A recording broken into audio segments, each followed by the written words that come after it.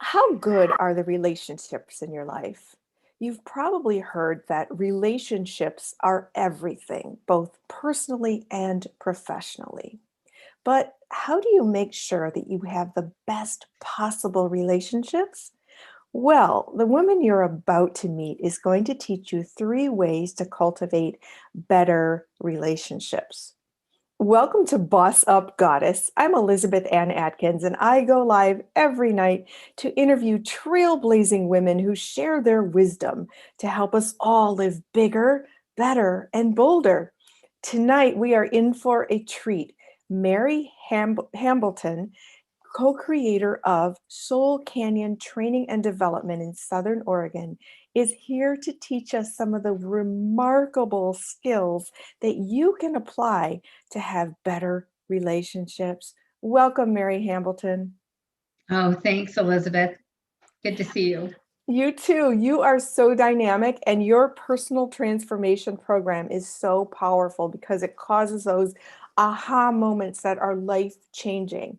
But before we dive into all those 3 ways to cultivate better relationships, Mary, can you talk about your story and how you've been a pioneer since high school? Oh my gosh. Well, I was blessed to have met one of my soulmates early on in my life and found myself pregnant while in high school.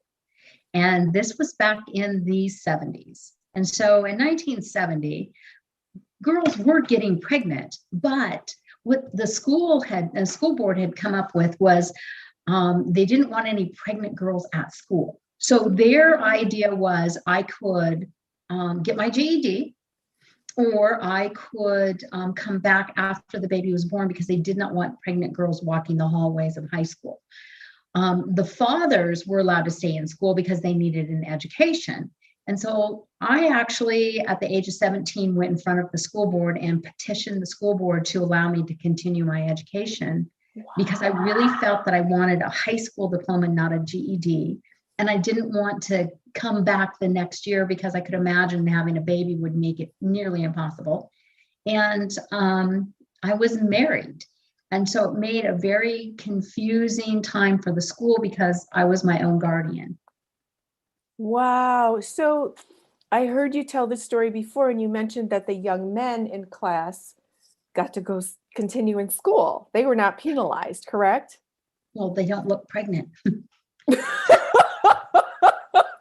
Okay. And that was their point. Oh my goodness. So can you talk about what that felt like? Like you were standing up for yourself, advocating, you were a student, 17, 18 years old. Yeah, I was 17. I was furious because I always felt that I could do anything. And I didn't think that one of my comments was, it's not a disease. It's not like other people can catch what I have. And I think that by me staying, it would make an important statement to girls and to women that education is important. It's not something you just set aside because life takes, a crazy turn for you. Mhm. Wow, that's amazing. That must have taken so much courage. And then that also set the stage for you asserting for yourself and being a person about positive changes for yourself and the world as you proceeded. And that's exactly what you do with your business. So, can you talk Yeah. about how you evolved, Mary, to have Soul Canyon and offer all the amazing programs that you have?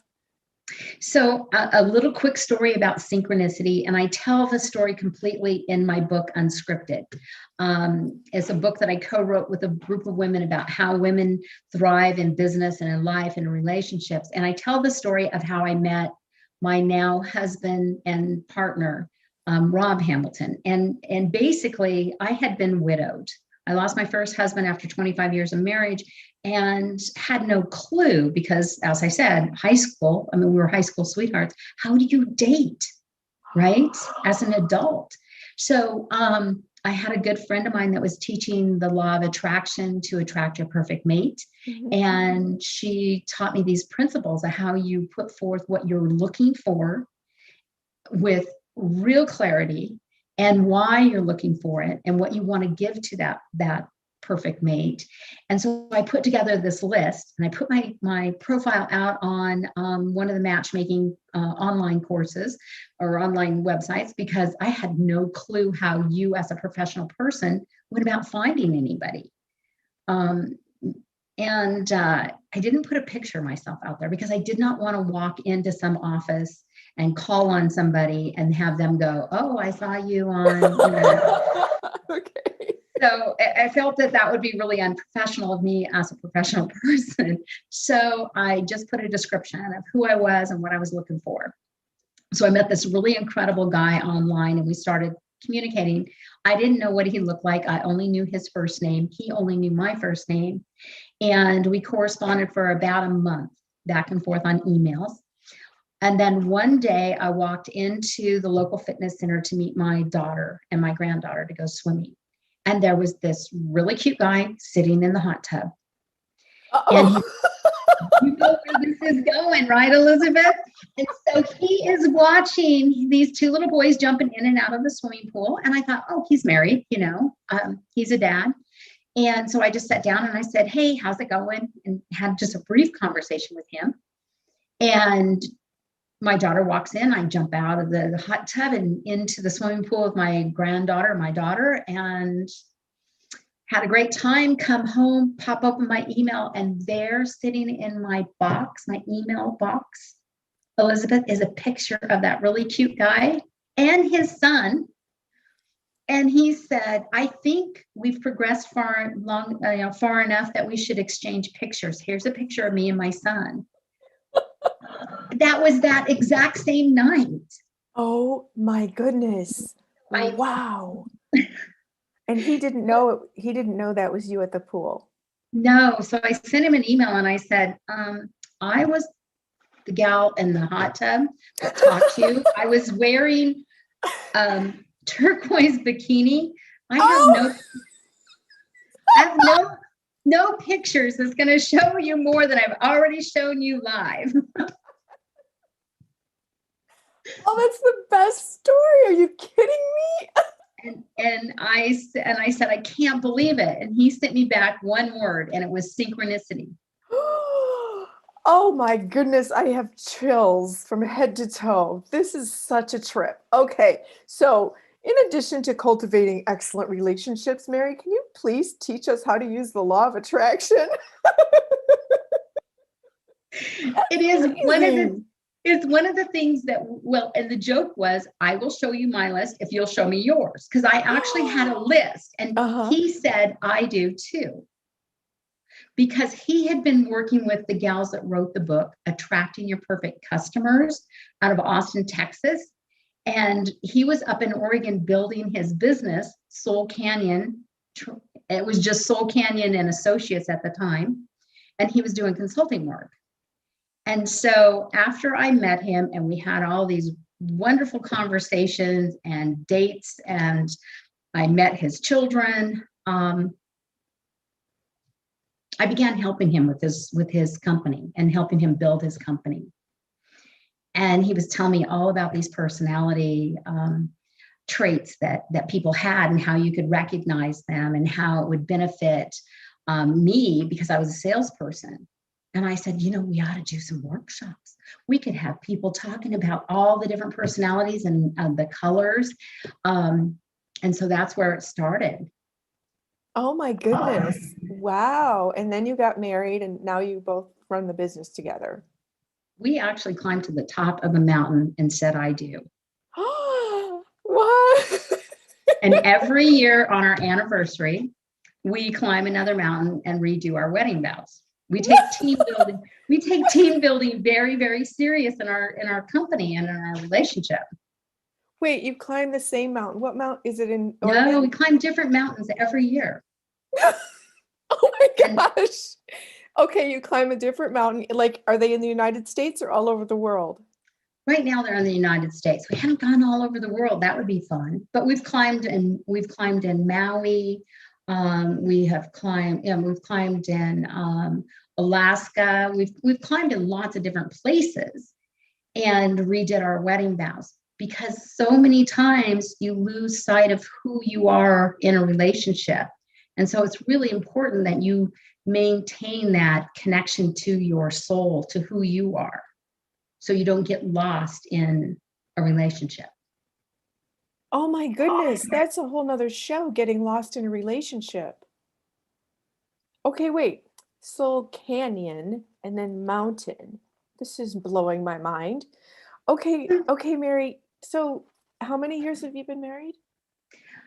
We've been together 18 years. We've been married 16. Oh my goodness, that's amazing. So when you renew the vows, this is obviously relationship number one. That's what we're talking about, is your marriage, your partner. So when you renew the vows, does it give you some kind of jolt of passion or inspiration or commitment or like bliss? What happens?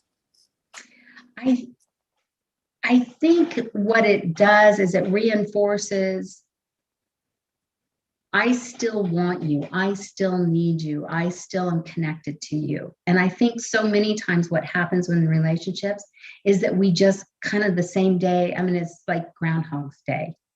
You know, we wake up, we go to school. We wake up, we eat breakfast, we go to work, we come home, we eat dinner, we go to bed, and there's nothing that says, hey, I'm really enjoying this journey. And so, one of the most dangerous times in a relationship is when you add new people, like children, or when the children leave, or when there's a huge change in somebody's relationship. And the reason why people do team building with their companies is because they want their team heading in the same direction. Well, if you're married 15, 20 years and you haven't had a conversation about where you want to be, where you're heading, where your goals are, the chances of you dividing and heading a different direction are really huge.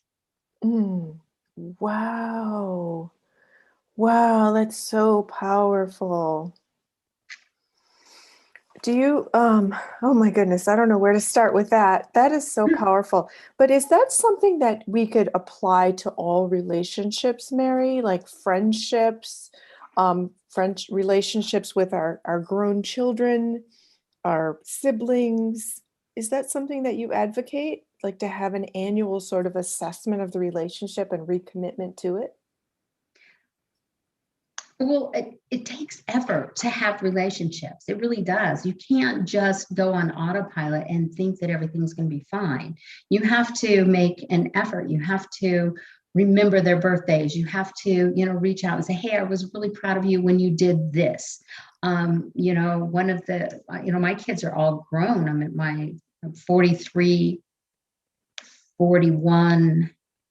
My kids are older, and I've got grandkids. I mean, between Rob and I, we've got 8 grandkids now. Oh, wow. And so you have to celebrate the wins with them. You have to, walk through the heartaches with them. You have to be in touch. I mean, you don't build a relationship once a year getting together. You really need to have that continuous small things that you're doing on a regular basis. And that's one of the biggest things that you can do to improve a relationship. So many times we have people that we really admire or we love, they've done something amazing, and we don't take the time to say, wow, I really appreciated the way you did this. Wow, that's awesome. So, oh, wow, that's just powerful. So, Mary, can we dive into the 3 ways to cultivate better relationships? And you absolutely just shared one huge one. I did.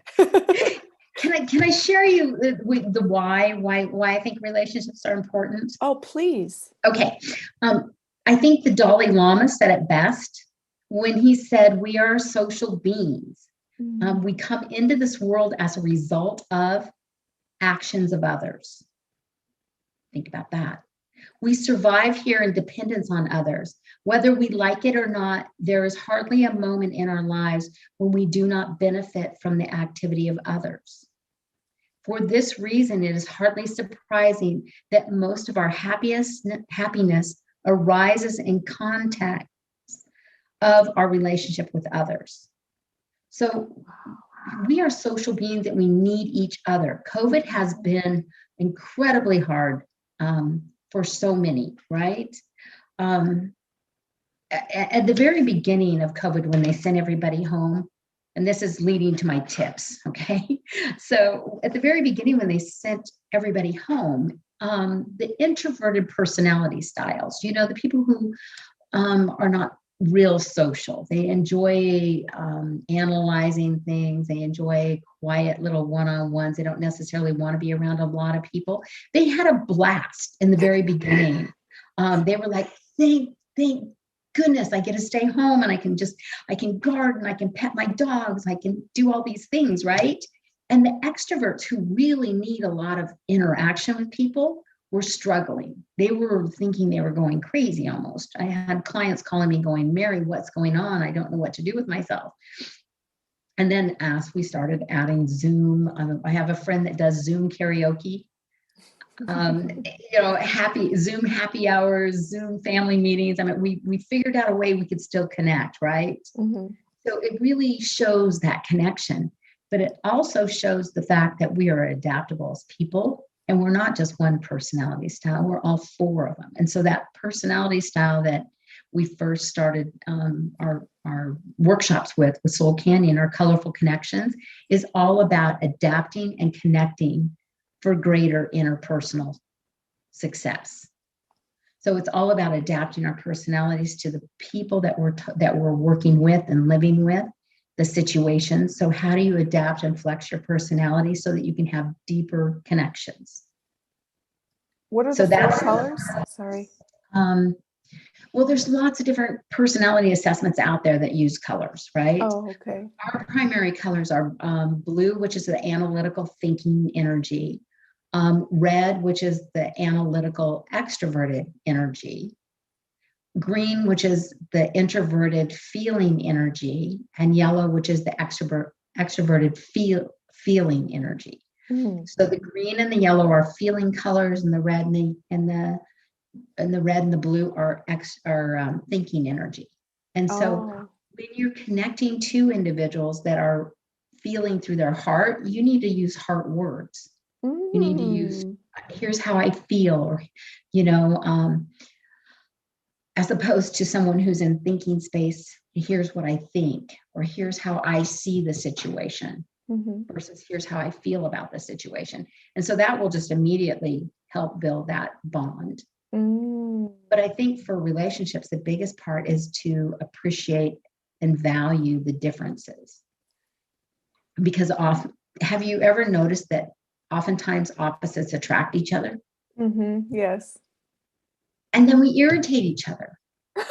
And so we'll try to fix them to be more like us, when in fact we were attracted to them because they were different from us, right? Right. And so I think a lot of it is that we're looking at their attributes, the analytical thinker, personality style, the one that is solid. I mean, I have one of my coaching clients that said, I married him because he was my solid rock. I could count on him. He was the calm in the storm. And she's like, and I want to divorce him because he's like a rock. He doesn't want to do and he was just stuck. And I'm thinking, those are the same attributes. You're just looking at them through different filters, right? Wow. That whole careful what you ask for, right? Oh, wow. Okay. That's powerful. So that's tip number one, is adapt to the personality of the other person. Oh, adapt to the personality of the other person. Okay. And appreciate them. Appreciate. Yeah. Adapt and appreciate.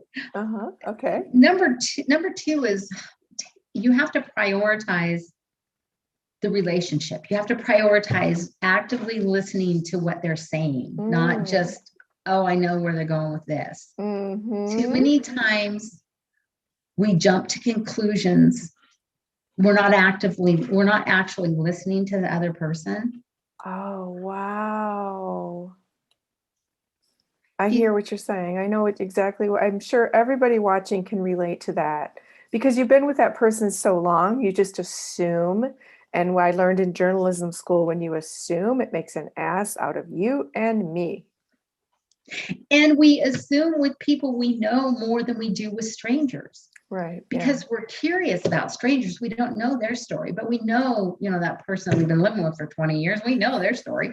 We were working with this person for 5 years. She comes walking towards you and you go, I know where she's going with this. Mm-hmm. And so we're not actually listening to what they're saying. And so Mm-hmm. that's tip number 2. And then tip number 3 is, and I know we talked about it in the personal transformation group that is understanding the other person's language of love, because there's so many different languages of love. There's a great book called The 5 Languages of Love, Mm-hmm. and a fabulous book, and really taking a look at what your partner's language of love is, what's your coworker's language of love, because if their language of love is acts of service and you're not showing them, you're just telling them that you're proud of them and you're not showing it to them, they're not going to believe you. They're not going to be able to accept it. So just like the personalities, if they can't, you got to give them what they need, right? Mm-hmm. Mary, for those who are not familiar with the 5 love languages, can you break it down what it means, please? Yes, I think so. Okay. I'm pretty good with remembering at least 4 of them. Okay. The acts of service is one. Quality time is another. So if you're not giving uninterrupted time to your partner and their language of love is quality time, they're not going to feel valued and appreciated. Mm-hmm. So if you go and buy them flowers, they're going to think, why are you doing that? They would rather have your time. Affirmation. Oh, I know what the other one is. Words of affirmation. People who like praise, they like complimenting. They, for someone whose words of affirmation is their language of love, if they've done their like an amazing job with their report, they're turning in a report on a project, and you say, you did an awesome job. I was really proud of you. Da da da da da. They're going to hear that. But if their language of love is touch, which is another one of the languages of love, they're not going to act. The words don't come in their ears unless they're actually, they're the type of people that if you come by and you put your, hand on their shoulder and say, you did a great job today. Now they hear the words, but they don't hear it until that touch happens. Oh, okay. So it works professionally and personally. I mean, there's different touch, of course. But. Right. And then there's receive the gifts, right? If your partner's love language is receiving gifts, thoughtful gift giving, souvenirs when you travel, that sort of thing, that tells them that you were thinking about them while you were on the trip. Okay. Where it's not my language of love. And so if you bring me stuff from your trip, I'm thinking, why? I don't want more stuff. I will take the hug. Oh, so it kind of boils down to treat others the way they wish to be treated, not how you want to be treated, how they wish, right? Absolutely. We, the platinum rule that Tony Alessandra gives us in his book, The Platinum Rule, he says, treat others the way they want to be treated. Mm-hmm. And then he talks about the personalities. And we kind of run in the same group of people. So I'm really familiar with Tony's work. But it really is. It's communicate with them the way they need to be communicated with. Mm-hmm. Pay attention to what they're saying, because that will tell you what they need, right? But if you're not listening, you won't know. Mm-hmm. Wow, that's amazing. And it goes back to that first one, appreciate, because my love language is food. So if I love you, I'm going to feed you delicious food that I prepared myself. But if you don't express appreciation for the fact that I went to the store, cooked the food, prepared it in a beautiful manner, and served it to you with love, we're done. Yeah, that's it, right? Yeah, it's because the Don't bring me the appreciation. flowers. Tell me you loved what I did. Yes, yes, yes. I love that. That's so powerful. So we can each have our own sort of hybrid version of love language or relate. And, this translates into the workplace as well, Mhm. because we have certain ways that I need people to say please and thank you. If they don't, it rubs me in a negative way, and those all add up to make me dislike someone if they're abrupt or even abrasive. So there's You like know, a communication style that is really important to me. it's funny that you mentioned they add up because I contract train for the last 10 years with a company, and I go around the country teaching about 13 different topics for them as well, besides the topics that our company has. And one of them is communication skills for women. And we talk about the fact that women keep score, guys don't. What? And so it's like, she didn't say thank you. There's a check mark. So when you ask people if they'll help, if you ask women if they'll help another woman, the answer is typically it depends. Depends on who it is, right? Because we pull out our scorecard. Never, never going to help her again. She never says thank you. And I always help her. She never helps me. We have a scorecard that guys just don't have. And Wow. we need to recognize the fact that we have those scorecards when it comes to Wow. women communication. Oh, interesting. So men just what? Just forget about it and keep stepping, or Guys have a tendency, if you ask them to do something, they'll tell you no. oh. And they don't really justify why they're saying no, but they'll just say, no, I can't, or no. And women are like, I can't because blah, blah, blah, blah, blah. And we give all these excuses. Or we'll say fine, which is a politically correct F word that women use. We'll say fine, but there's lots of different fines. And you'll notice that most men don't use the word fine, but it's a female word. Wow. When you start listening and watching for the next, I would love to hear what other people have observed, because that is one of my observations is guys don't say, oh, it's fine. Okay. Wow, that's fascinating. I always tell Okay. guys it's your job to figure out what kind of fine it is. Good one. Well, Mary, you are such a boss. I heard you talking about the importance of having content before connection. And Oh yeah. and can you explain what that means, please? Oh, absolutely. Well, we all get those robo calls, those people that are calling us and interrupting our lives, and they're now coming in on our cell phones. And I answered the phone and they just went right into their script.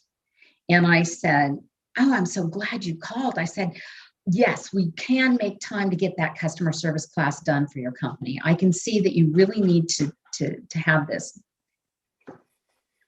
And he stuttered all over himself and went back to he said, no, no, no. And then he went right back to his script. And I said, let me just give you one tip. It's connection before content. Because if I don't know you and you don't know me, there's not going to be a connection. I'm not going to buy from you because you don't know what I need. Oh, connection before content. I'm sorry, I said it backwards. Connection first, and then tell me your content. Connect with me like, hi, Mary, how are you today? Right? Yeah. And know who I am. And so that is, when you talk about those 3 tips, that is tip number 2, all over again. Actively listen to the people that you're with to find out what do they need. Because depending on what's going on in their life, they need different things. Wow, that's fascinating. I love that. These are so simple and yet so powerful. They're really the key. Listening is a lost art. A lot of times people are just waiting for their turn to talk. So they're not really listening. Their mind is like, oh, what am I going to say next?